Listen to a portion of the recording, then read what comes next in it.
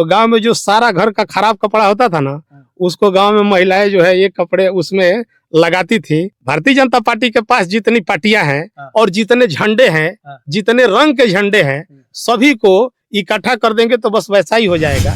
राजमंगल यादव को ईमानदारी के साथ क्या चलता है जिला पंचायत अध्यक्ष के चुनाव में आपको जानकारी है, लेकिन मैंने राजमंगल यादव से कोई उम्मीद नहीं किया और ईमानदारी से पार्टी को मजबूत करने के लिए बलिया जनपद में अपना चेयरमैन हो, अपना जिला पंचायत का अध्यक्ष हो, उसके लिए मैंने राजमंगल यादव की मैंने मदद किया था। बयान एक जो भारतीय जनता पार्टी के प्रत्याशी है रमेश बिधूड़ी जी, उनका बहुत तेजी से वायरल हो रहा है। उन्होंने बोल दिया है कि अगर हम यहाँ से विधायक बनते हैं कालका जी सीट से, तो यहाँ की जो सारी सड़कें हैं उसको प्रियंका गांधी के गाल जैसे बना के दूंगा आप लोगों को। इस पे क्या कहेंगे, कैसा बयान है? और राजनीति में जब आदमी आगे बढ़ता है तो हर आदमी की इच्छा होती है, मेरी भी इच्छा है कि मैं रसड़ा विधानसभा का प्रतिनिधित्व करूं। मैं सन 2012 में भी टिकट मांगने का काम किया था, 2017 में भी टिकट मांगने का काम किया था, 2022 में भी टिकट मांगने का काम किया था, लेकिन 2012 में माननीय राष्ट्रीय अध्यक्ष जी ने इसी रसड़ा के नाथ बाबा के मंदिर पर राष्ट्रीय अध्यक्ष जी का रथ आया था और उस रथ पर राष्ट्रीय अध्यक्ष जी मुझे बुलाए थे।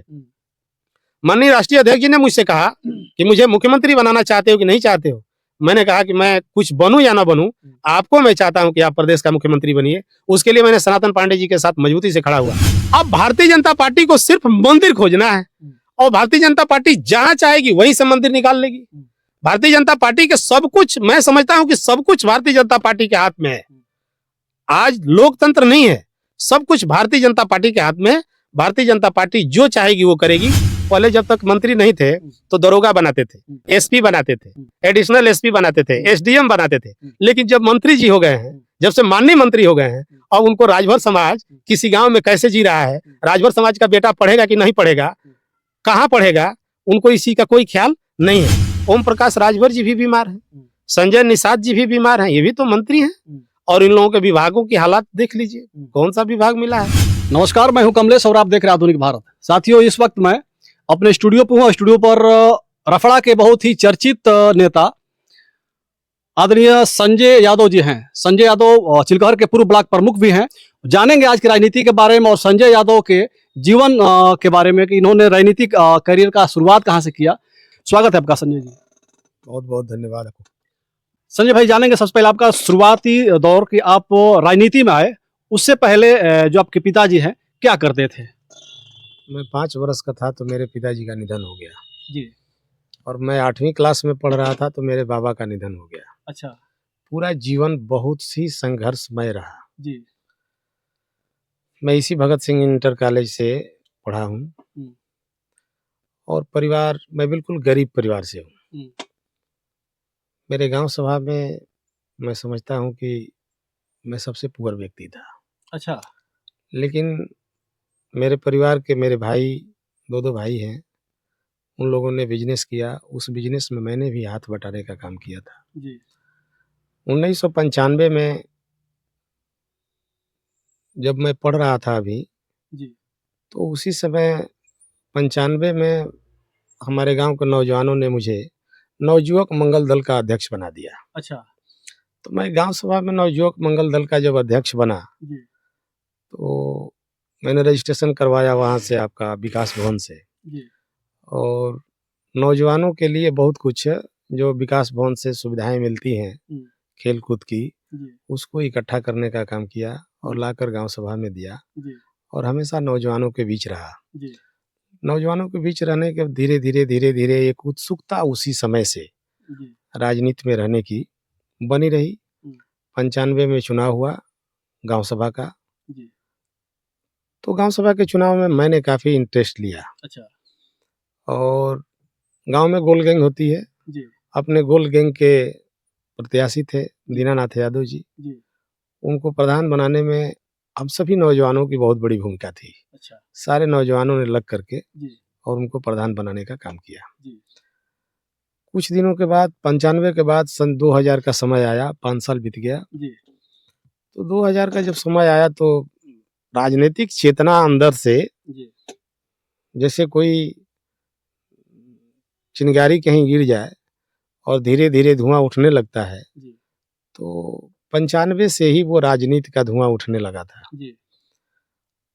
सन 2000 में हमारे यहाँ की सीट ब्लॉक प्रमुख की ओबीसी महिला हुई जी और मेरे गांव सभा की भी सीट क्षेत्र पंचायत की ओबीसी महिला हो गई। जी तो मेरी बड़ी भाभी हैं हम्म। श्रीमती शशि कुमारी जी, जी उनको मैंने क्षेत्र पंचायत सदस्य का चुनाव लड़ाया जी और चुनाव जीतने के बाद हम्म, ब्लॉक प्रमुख का चुनाव लड़ने के लिए जी मैं सक्रिय हो गया जी और रात दिन पूरे विकासखंड चिल्कहर के क्षेत्र पंचायत माननीय सदस्यों के यहाँ जाना आना, सबसे मिलना जुलना जी मैंने शुरू किया।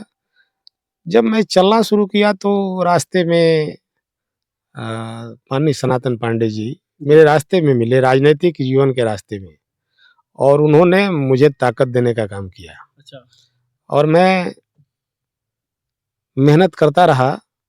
माननीय सनातन पांडे जी का आशीर्वाद, मेरे इलाके के लोगों का आशीर्वाद जी मिला हम्म, और मेरी भाभी सन 2002 में जी विकासखंड चिल्कहर से ब्लॉक प्रमुख हो गई। जी जब ब्लॉक प्रमुख हो गई तो आप जानते हैं यह भारत पुरुष प्रधान देश है। जी मेरी भाभी ब्लॉक प्रमुख थी, लेकिन पूरे इलाके के लोग, जैसा कि आपने भी कहा अभी कि ये चिल्कहर के पूर्व ब्लॉक प्रमुख हैं, हाँ, मुझे लगता है कि हो सकता है आपको इस बात की जानकारी न हो, हाँ।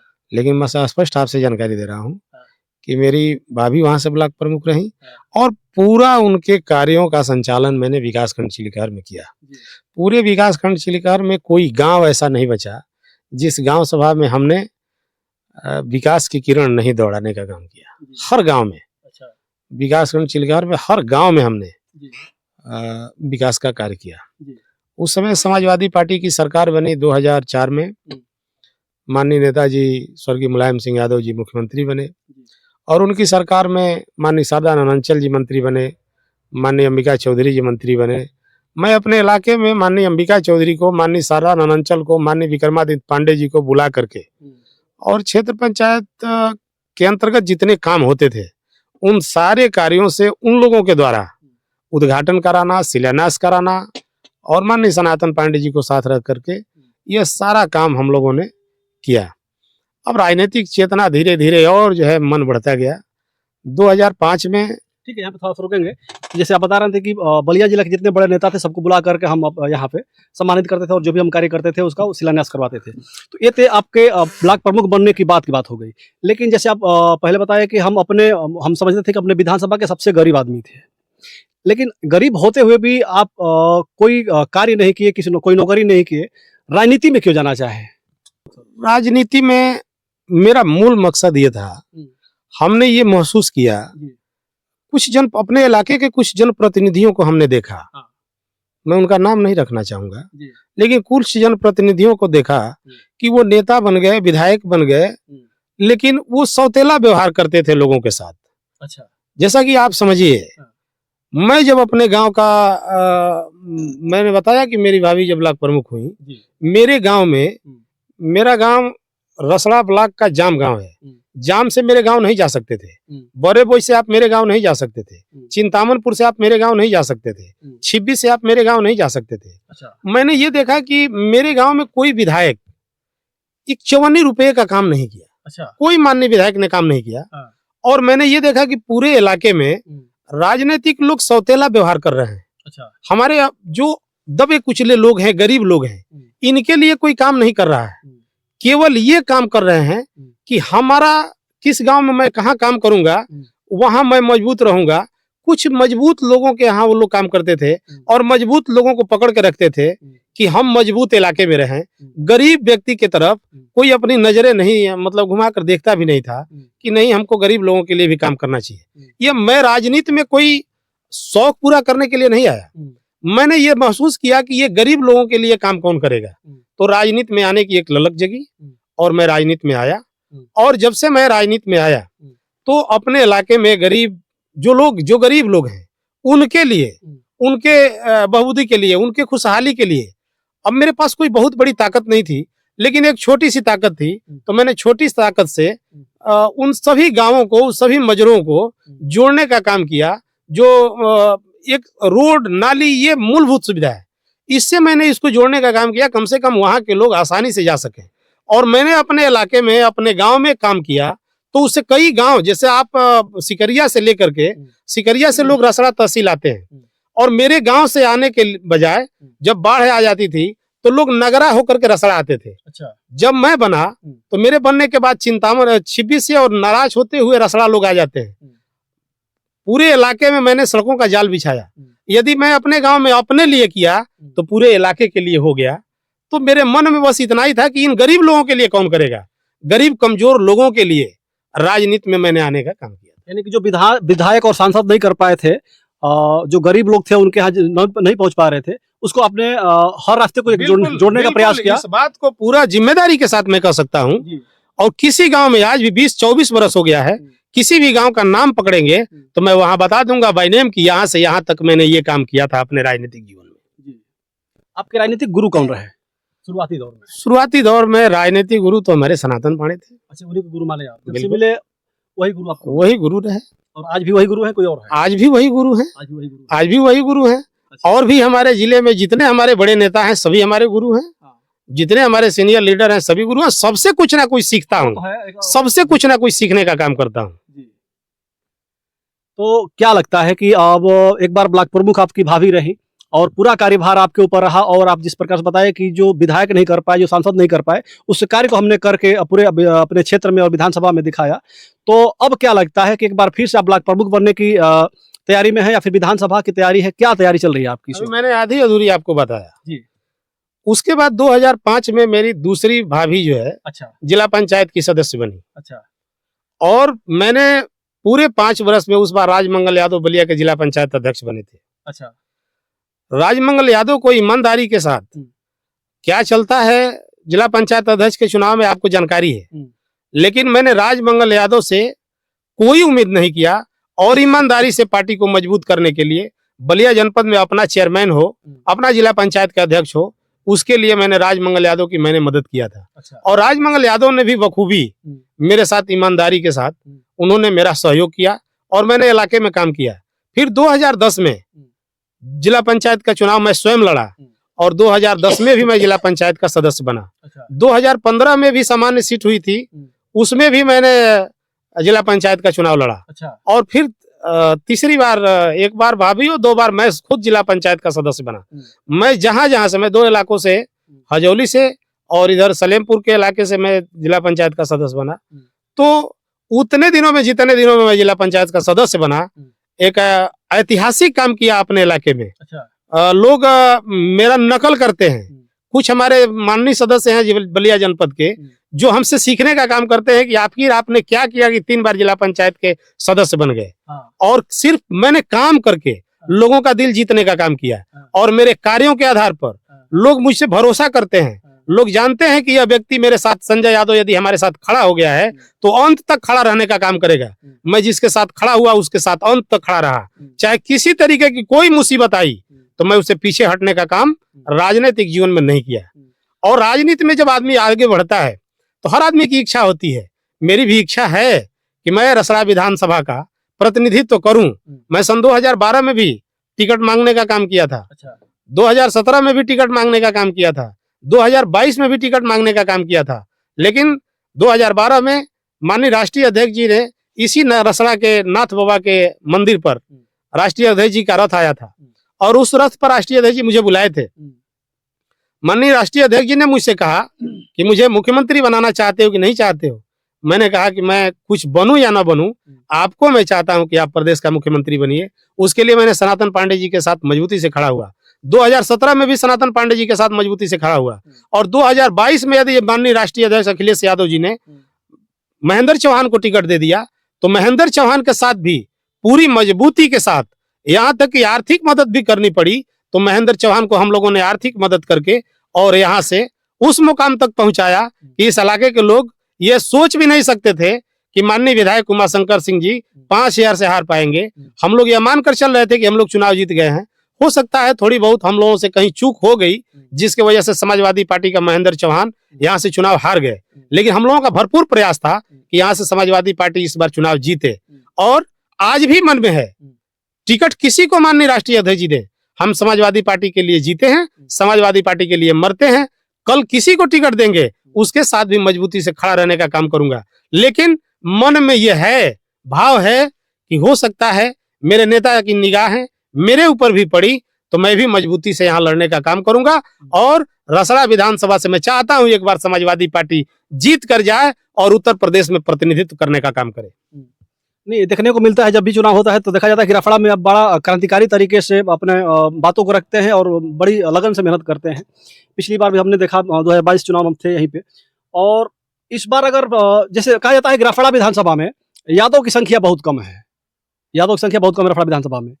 तो एक यादव जैसे आज के डेट में पीडीए का जो नारा चल रहा है अखिलेश यादव जी का, तो पीडीए का नारा को देखते हुए कल ही का उनका बयान है कि कोई भी कार्यकर्ता, कोई भी नेता अपने नाम के आगे भावी प्रत्याशी, भावी विधायक नहीं लगा सकता, चूंकि आप लगाते भी नहीं है। लेकिन आपके जो समर्थक है, जो आपके लोग हैं, कहीं ना कहीं लगाते हैं कि भावी प्रत्याशी संजय यादव, भावी विधायक संजय यादव, रफड़ा के भावी विधायक। इस पे क्या कहेंगे? संख्या यादवों की कम है और समाजवादी पार्टी का वोट यहाँ पे लगभग कहीं ना कहीं माना जाता है कम है, यहाँ पे बहुजन समाज पार्टी का वोट ज्यादा है।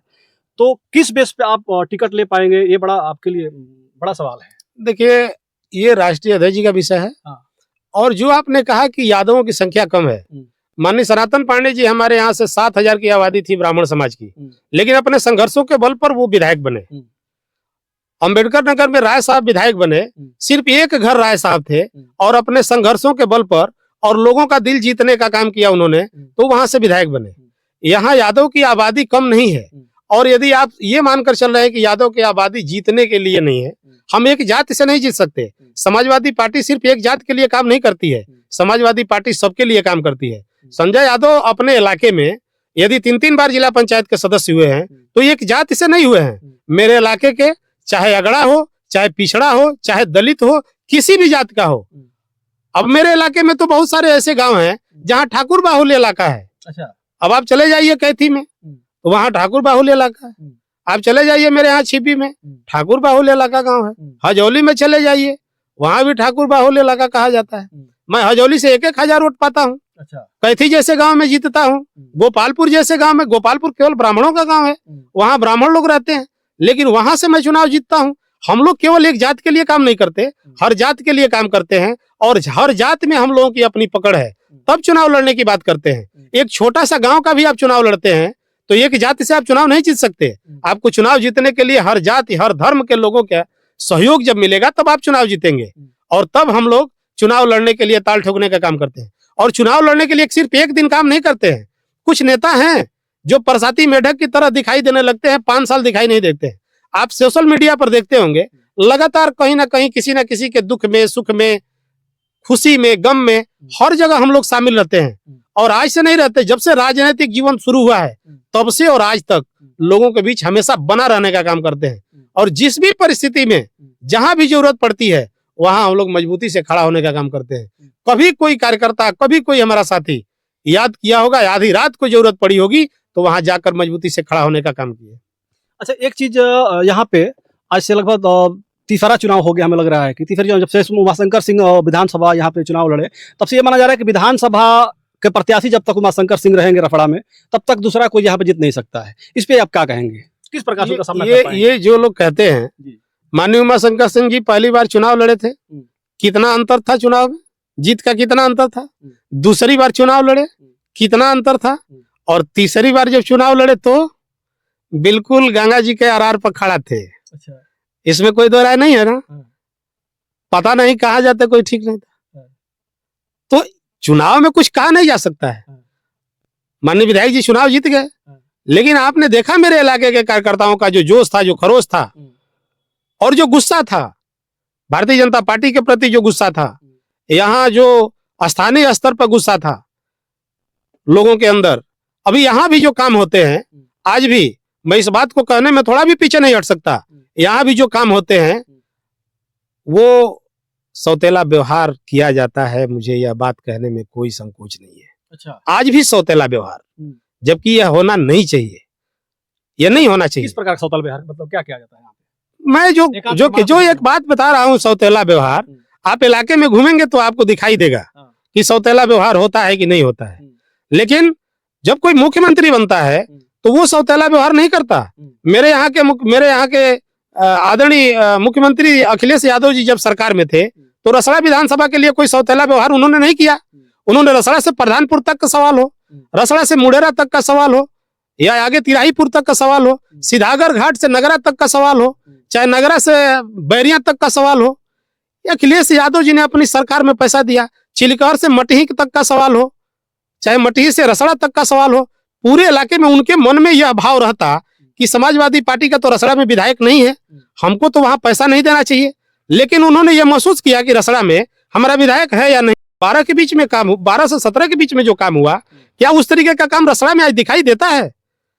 रहा सवाल सौतेला व्यवहार, जो मैं कह रहा हूं, हो रहा है कि नहीं हो रहा है? सौतेला व्यवहार हो रहा है।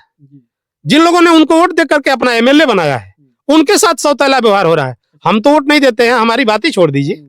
लेकिन जिन लोगों ने, जो गरीब गुरबा लोगों ने वोट देकर उनको एमएलए बनाया, चूंकि आज बीमार हैं, आज उनके ऊपर मुझे कुछ कहने की जरूरत नहीं है।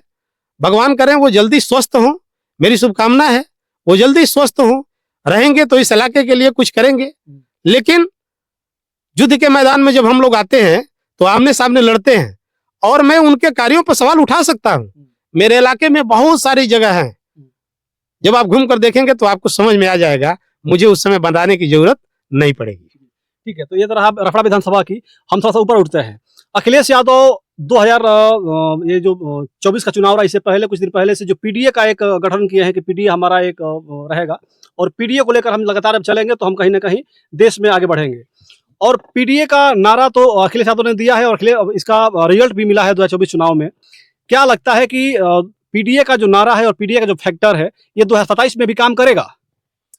देखिए, अखिलेश यादव जी ने जो पीडीए का नारा दिया है, उत्तर प्रदेश में नहीं, पूरे भारत में, और भारत की बात नहीं करूंगा, मैं सिर्फ उत्तर प्रदेश की ही बात करना चाहता हूं कि उत्तर प्रदेश में जो गरीब लोगों के साथ, पिछड़ों के साथ, दलितों के साथ, अल्पसंख्यक के साथ जो अन्याय हो रहा है, इस अन्याय को अखिलेश जी बखूबी समझ रहे हैं। अच्छा, नौकरी के सवाल पर, शिक्षा के सवाल पर, चाहे अन्य किसी मामले पर भारतीय जनता पार्टी वोट तो ले लेती है पिछड़ा का, लेकिन जब पिछड़ा का काम करने का सवाल आता है तो उस समय भारतीय जनता पार्टी को ये सब चीजें याद नहीं आती। उत्तर प्रदेश की भोली भाली जनता जो सुबह से शाम तक अपने भोजन का इंतजाम करती है, अपने बच्चों को कपड़ा का इंतजाम करती है, अपने बच्चों को पढ़ाई के लिए इंतजाम करती है, वो इतना दूर तक सोच नहीं पाती। इसलिए मैं भोली भाली जनता कह रहा हूं, उत्तर प्रदेश के जितने अल्पसंख्यक हैं, जितने कमजोर वर्ग के लोग हैं, जो सिर्फ अपने रोजमर्रा की जिंदगी जीने के लिए अपना केवल इंतजाम करते हैं, वो राजनीति में इतना दूर तक सोच नहीं पाते हैं। लेकिन इसी चीज को भारतीय जनता पार्टी के लोग इसका नाजायज फायदा उठा रहे हैं। अच्छा। और इसको अखिलेश यादव ने बखूबी समझने का काम किया। आपको थोड़ा सा पीछे ले जाना चाहता हूं। अखिलेश यादव ने उत्तर प्रदेश में यदि लैपटॉप बांटने का काम किया तो उन्होंने उत्तर प्रदेश में यह महसूस किया कि कोई अमीर आदमी है, उसके पास पैसा है, अपने बेटे को लैपटॉप खरीद कर दे देगा। लेकिन झोपड़ी में रहने वाला कोई बेटा आधुनिक दुनिया से जुड़ना चाहता हो, उसको यदि लैपटॉप की जरूरत होगी तो वो 20,000, 30,000, 50,000 का लैपटॉप नहीं खरीद पाएगा और अपनी पढ़ाई पूरी नहीं कर पाएगा। इस मजबूरी को अखिलेश यादव जी ने समझने का काम किया, इस मजबूरी को आदरणीय नेताजी ने समझने का काम किया, और तब लोगों की मदद के लिए पूरे उत्तर प्रदेश के नौजवानों को लैपटॉप देने का काम किया। आदरणीय अखिलेश यादव जी और आदरणीय नेताजी ने, आपको याद होगा, बेरोजगारी भत्ता देने का काम किया। उस समय ये भारतीय जनता पार्टी के लोग ये कहते थे कि ये खैरात के लोग बांट रहे हैं, ये झुनझुना बांट रहे हैं। उसको बांटने में आप क्या समझ रहे हैं? मेरे तरफ मैं आपसे कहना चाहता हूं, अखिलेश यादव जी या नेताजी इसलिए बेरोजगारों को बेरोजगारी भत्ता दिए कि बहुत सारे गांव में ऐसे बेरोजगार हैं, पढ़े लिखे तो हैं, लेकिन फार्म निकलता है नौकरी है तो वो बेचारे अपना फार्म भर नहीं पाते हैं, उनके पास पैसा नहीं है। उनको यदि कहीं जाना है उत्तर प्रदेश के किसी कोने में या देश के किसी कोने में, तो उस बेचारे के पास पैसा नहीं है। उसकी माँ 50 केजी गेहूं बेच करके और अपने बेटे को भाड़ा किराया इंतजाम करके देती है, तो वो लड़का लेकर जाता था। अखिलेश यादव जी और नेताजी ने बेरोजगारी भत्ता इसलिए दिया था कि बेटा तुमको फार्म भरने हो तो फार्म भरने का काम करना, देश के किसी कोने में यदि जाना हो तो इसको किराया भाड़ा में लेकर के और अपने जा करके नौकरी के लिए फार्म भरना, परीक्षा देने का काम करना। जिस संघर्ष में लगे हो, हम तुम्हारी मदद करने के लिए यह काम कर रहे हैं। ये भारतीय जनता पार्टी के लोग क्या करते थे? इसी बलिया के कुछ नेता फैक्ट्री खुलवाते थे। आज फैक्ट्री क्यों नहीं खुलवाते हैं? पैसा तो पहले की अपेक्षा बहुत पैसा आ रहा है देश में, पहले की अपेक्षा बहुत पैसा आ रहा है जीएसटी के माध्यम से, और देश में बहुत पैसा आपसे जब हम लोग सोकर उठते हैं तो सरकार को पैसा देना चालू करते हैं। कोई माँ अपने बेटे को अपने पेट में गर्भ धारण की है और पेट में 9 महीना पालती है, जिस दिन से बेटा उसका पलना शुरू होता है उस दिन तक और पैदा होने तक वह बच्चा भारत सरकार को और उत्तर प्रदेश सरकार को जीएसटी दे रहा है, टैक्स दे रहा है। देश का एक एक व्यक्ति, प्रदेश का एक एक व्यक्ति देश की सरकार को और प्रदेश की सरकार को टैक्स दे रहा है। पैसा तो आज भी आ रहा है, लेकिन वो पैसा गरीबों के लिए नहीं है, वो पैसा बड़े बड़े लोगों के लिए है। अभी लैपटॉप योगी जी बांटे हैं, टैबलेट बांटे हैं योगी जी। आप लैपटॉप को देखिए, 5 किलो राफन दे रहे हैं पूरे देश में। आप उस लैपटॉप को देखिएगा, वो लैपटॉप कितना देर तक चलता है। वो लैपटॉप मेरे घर भी आया है। अच्छा। और हमारे लड़के रख दिए हैं। अच्छा। और मैं अपने घर से अपने पैसे से लैपटॉप खरीद कर दिया हूँ। अच्छा। वो लैपटॉप चला नहीं, 2 महीने में बंद हो गया। तो लैपटॉप वो हम देखते हैं। अखिलेश जी का लैपटॉप आज भी लोग चलाते हैं। बहुत सारे भारतीय जनता पार्टी के नेता हैं जो लैपटॉप अपने घर में रखे हैं। अच्छा। हाँ, अखिलेश यादव जी का लैपटॉप उनके घर में चलता है। उस लैपटॉप के मुकाबले में योगी जी लैपटॉप नहीं बांटे हैं। यह खाना पूर्ति किए हैं।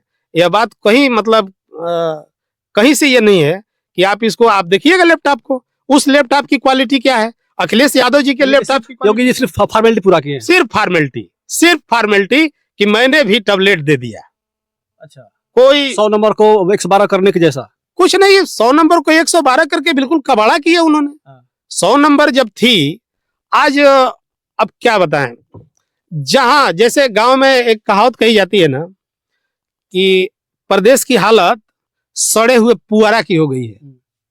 क्योंकि हम लोग पूर्वांचल के रहने वाले हैं, तो सड़ा हुआ पुअरा, आप भी गांव के रहने वाले हैं, सड़े हुए पुअरा को धान का जो पुआल होता है उसको उठाएंगे तो जहां से उठाएंगे वहीं से टूट के गिर जाएगा। प्रदेश की वही व्यवस्था है, जहां जाइए वही दर्द है। कहाँ की बात छोड़िए। अभी जैसे हम लोग जो पिछली बात कर रहे थे, इसमें आप एक बात कहे कि जो भारतीय जनता पार्टी है, दलित का वोट, पिछड़े का वोट और गरीबों का वोट ले करके और इनके साथ ही दुर्व्यवहार करती है। इनको जो अधिकार देना चाहिए वो अधिकार नहीं देती है, और अखिलेश यादव सबका अधिकार देने का काम करते हैं। लेकिन जो पिछड़े, दलित और गरीब लोग हैं, जो शोषित वंचित लोग हैं, कहीं ना कहीं इनका एक सवाल होता है बड़ा। नेताजी आप बुरा मत मानिएगा इस चीज को, जो कि आपके नेता का और पार्टी के बारे में कहने जा रहा हूँ। लोग ये कहते हैं कि अखिलेश यादव और पीडीए का नारा दे रहे हैं, हम लोग का वोट तो ले लेंगे, लेकिन वोट लेने के बाद जब इनके पास कई सारे नेता चले जाते हैं तो जो बढ़िया बढ़िया पद होता है, जो मंत्रालय होता है, राज्यसभा सांसद भेजने की बात होती है, तो ये जो सवर्ण बिरादरी के लोग होते हैं, सवर्ण जाति के लोग होते हैं, उन्हीं को एक मंत्रालय और बढ़िया बढ़िया जो पद होता है क्यों देते हैं और अपने आसपास क्यों रखते हैं? ये बहुत बड़ा सवाल है और हर लोग ये सवाल करते हैं। आपसे नहीं करते हो, हमारे जैसे लोगों से करते हैं। आप बताइए, गायत्री प्रजापत किस बिरादरी के थे? प्रजापत समाज के थे। खनन विभाग उनको दिया गया था, वो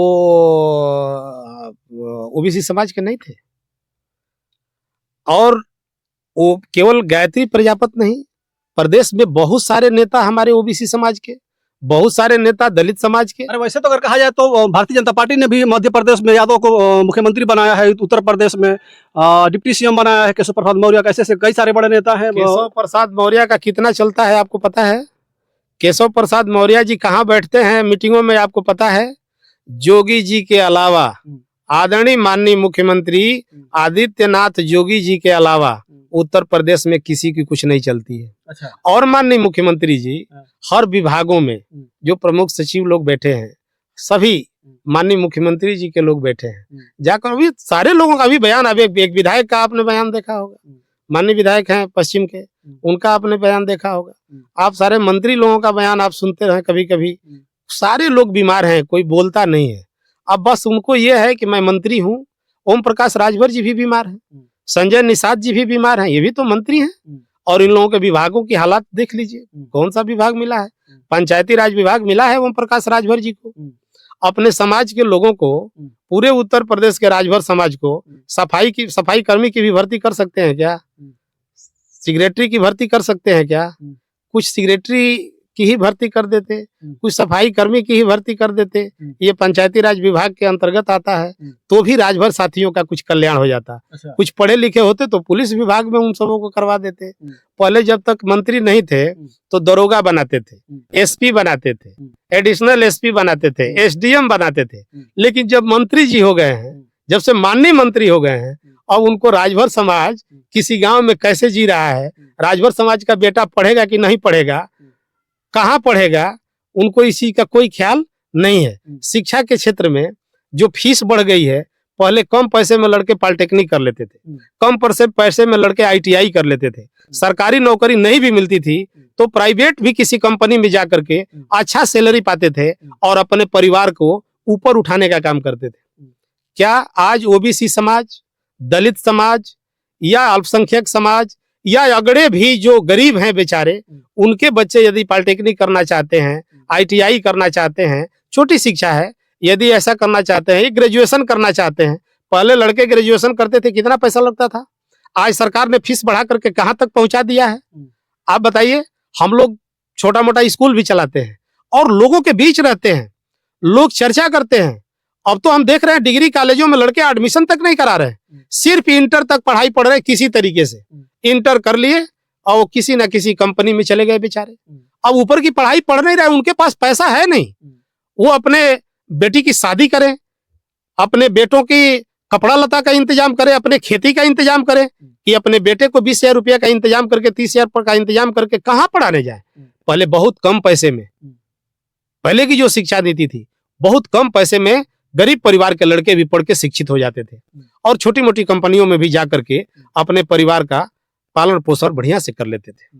ठीक है, अभी कुछ दिन पहले नेताजी एक बयान बड़ा तेजी से वायरल हो रहा था सदन में, जो बयान दिया गया अमित शाह के द्वारा, अंबेडकर अंबेडकर अंबेडकर रटना एक फैशन हो गया है, इतना नाम अगर कोई भगवान का लेता तो स्वर्ग में चला जाता।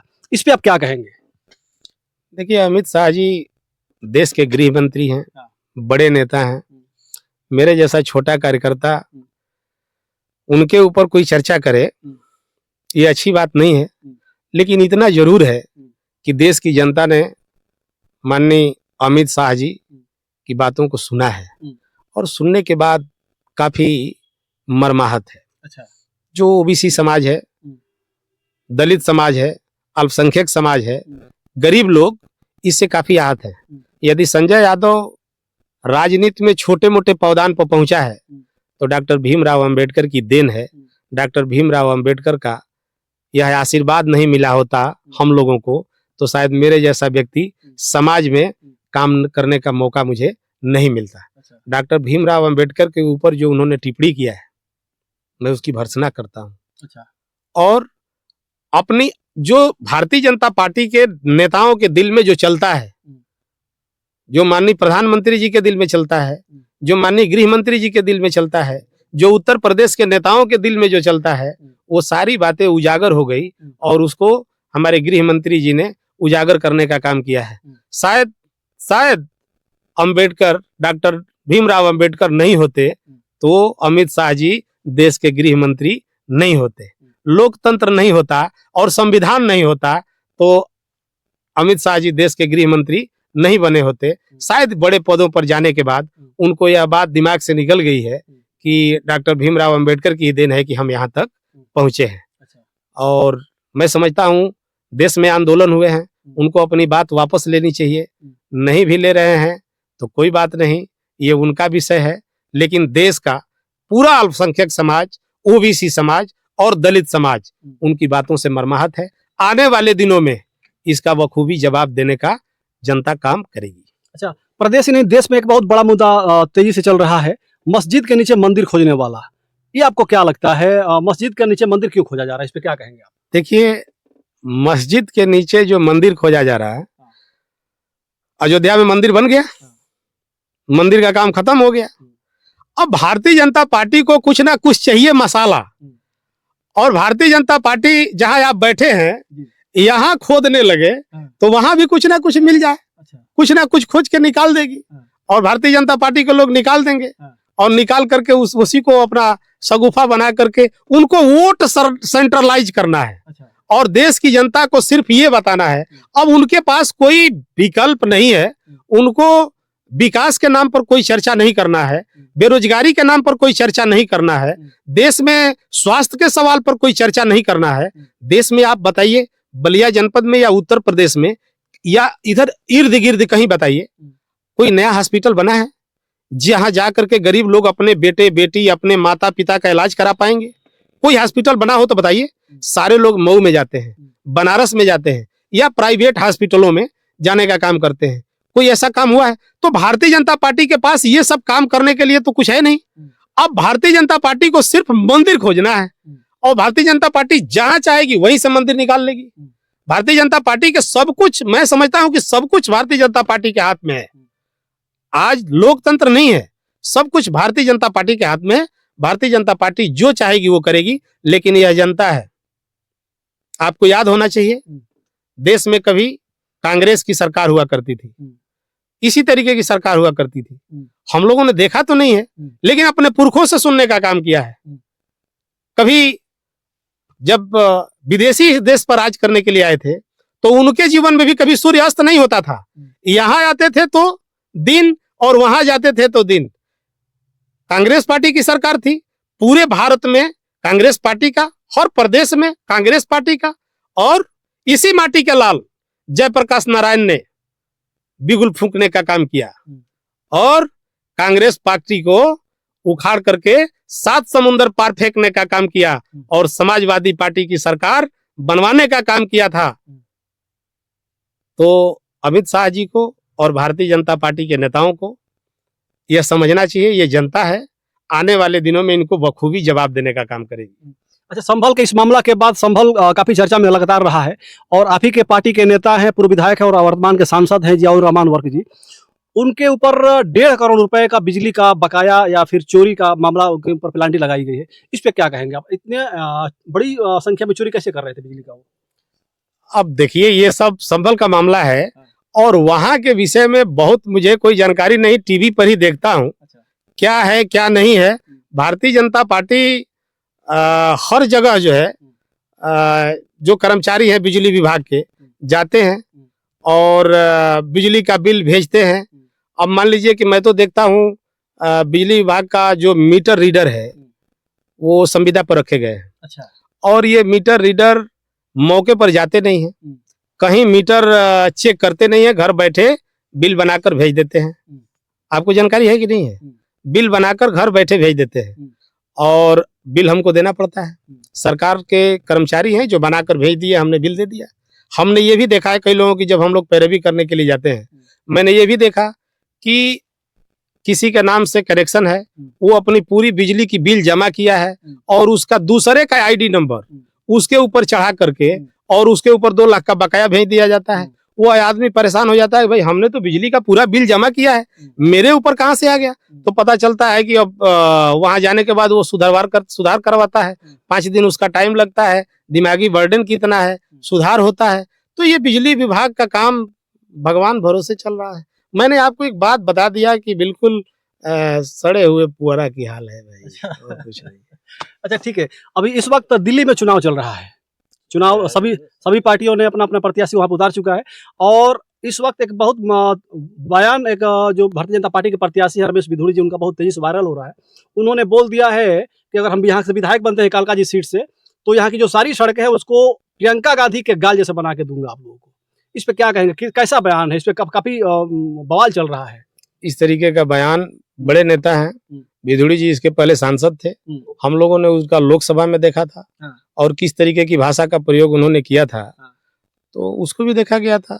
और वो कुछ लोग होते हैं जो चुनाव जीतने के लिए इस तरीके का अंड बंड अपना बयान देने का काम करते हैं। वो ये जानते हैं कि हम इसी तरीके की बात बोल देंगे और लोकप्रिय हो जाएंगे और जनता हमको जिता देने का काम करेगी। और मैं समझता हूँ कि दिल्ली की जनता भी समझदार है। अब बिधूड़ी जी जिस तरीके की भाषा का प्रयोग किए हैं, वहाँ की जनता उनको जवाब देने का काम करेगी। अच्छा, और प्रियंका गांधी ही नहीं बल्कि वहाँ की जो वर्तमान के मुख्यमंत्री हैं आतिशी जी, उनके ऊपर भी इन्होंने कहा कि आतिशी पहले मरलीना थी, अब सिंह बन गई है, डबल बाप की अपने बाप बदल ली है। इस प्रकार का बयान उन्होंने दिया है मुख्यमंत्री को। उन्होंने वहाँ के पूर्व मुख्यमंत्री केजरीवाल जी के ऊपर भी चर्चा किया है, मैंने देखा था, उसमें बोल रहे थे। भारतीय जनता पार्टी को यह भी याद होना चाहिए कि जब अपनी जरूरत पड़ती है, आपको याद हो कश्मीर में जब जरूरत पड़ी थी तो महबूबा मुफ्ती जी से उन्होंने गठबंधन करके और सरकार बनाने का काम किया था। वो कुछ भी करें तो कोई बात नहीं, और यदि केजरीवाल साहब कांग्रेस के साथ गठबंधन कर लिए, अखिलेश यादव जी राष्ट्रीय अध्यक्ष समाजवादी पार्टी कांग्रेस के साथ गठबंधन कर लिए, मतलब प्रदेश में देश में कोई दूसरी पार्टी का उनके जो विरोध में है किसी से गठबंधन करता है तो वो अच्छा नहीं है। ये इनकी पार्टी जो है गठबंधन की है, सारे झंडा को यदि एक में वो इकट्ठा कर देंगे तो गांव में उसको क्या कहा जाता था, आपको पता है? नहीं पता है? भोजपुरी में बता दूं, बताइए। उनके सारे झंडे को एक जगह इकट्ठा करेंगे तो गांव में जो सारा घर का खराब कपड़ा होता था ना, उसको गांव में महिलाएं जो है ये कपड़े उसमें लगाती थी और लेवा बनाती थी। अच्छा। भारतीय जनता पार्टी के पास जितनी पार्टियां हैं और जितने झंडे हैं, जितने रंग के झंडे हैं, सभी को इकट्ठा कर देंगे तो बस वैसा ही हो जाएगा। अच्छा। अब भारतीय जनता पार्टी कुछ भी करेगी, किसी के साथ गठबंधन करेगी, कोई बात नहीं, जरूरत पड़ेगी तो वहां जा करके दूसरी पार्टी से गठबंधन कर लेगी और सरकार बना लेगी। और यदि केजरीवाल साहब कांग्रेस पार्टी से गठबंधन करेंगे तो वो बुरे हैं। भारतीय जनता पार्टी कुछ भी करे तो बस ठीक, बाकी लोग करे तो बहुत बुरा। अच्छा ठीक है, अंत में एक बार हम फिर जाएंगे कि रफड़ा पे आ जाए। रफड़ा के विधानसभा के जो वोटर्स है, जो जनता है, इनके लिए आप लास्ट में संदेश क्या देंगे, क्या कहना चाहेंगे रफड़ा के विधानसभा के लोगों के लिए? रसड़ा विधानसभा की जनता को नए वर्ष की ढेर सारी शुभकामनाएं देना चाहता हूं और रसड़ा विधानसभा की जनता से मैं ये कहना चाहूंगा, अखिलेश यादव की सरकार बनानी चाहिए जिससे आपकी और आपकी आने वाली पीढ़ियां सम्मान की जिंदगी जी सके। इसके लिए रसड़ा विधानसभा की जनता को यह काम करना चाहिए। ठीक है, तो ये संजय यादव जी हैं। अब भावी प्रत्याशी, भावी विधायक तो नहीं कह सकते हैं, चूंकि अखिलेश यादव जी का फरमान हुआ है कि कोई भावी विधायक, भावी प्रत्याशी हमारे पार्टी का नेता कोई नहीं कह पाएगा। लेकिन विधानसभा रफड़ा में काफी लगातार ये जिस प्रकार से मेहनत करते हैं, चर्चा इनकी चलती रहती है और हर दुखिया के पास पहुंच करके उसका दुख सुख जानने का प्रयास करते हैं। हम लगातार इनको देखा करते हैं। तो आप लोगों को संजय यादव जी की बात कैसी लगी, आप लोग कमेंट के माध्यम से बताइएगा। वीडियो खत्म करना चाहेंगे। जय हिंद, जय भारत।